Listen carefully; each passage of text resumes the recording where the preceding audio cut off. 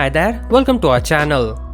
So we are just a few days away from the launch of Honor's first flagship lineup, Honor V40, after becoming an independent brand. And the launch of this flagship is set to happen on January 18th. Well, no, not on 18th, they have postponed it again to January 22nd.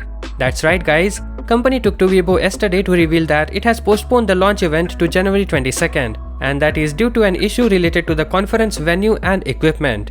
We are not sure if they will postpone the event again, but for now that's the date. As for design, the company has shared some posters showing the design and color options. The front side of the device features a curved edge display with a pill-shaped cutout at the upper left corner, and on the rear it will pack camera module. The color options are those which are visible on the screen. About the display, there is no concrete evidence, but it's said to be equipped with a 6.72-inch Full HD Plus OLED panel, which was seen on the Huawei Nova 8 Pro. It's said to deliver a 120Hz refresh rate and a 300Hz touch sampling rate. Recently, Honor also revealed something known as Retina-level Super Sensing Screen for better color reproduction.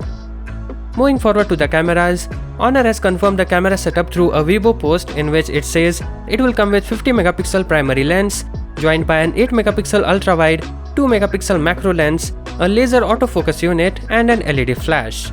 On the front, there might be a 32MP main sensor and an 8MP ultra-wide lens. The Dimensity 1000 Plus SoC is expected to fuel the Honor V40 with LPDDR4X memory and UFS 2.1 internal storage. Not exactly the hardware of a true flagship if compared to the latest Xiaomi Mi 11. It may house a 4000 mAh battery with 66W fast charging support. The handset is also rumored to support wireless charging. So that's pretty much everything that's leaked and rumored. For more such videos, do subscribe to our channel. Thank you for watching. Peace out.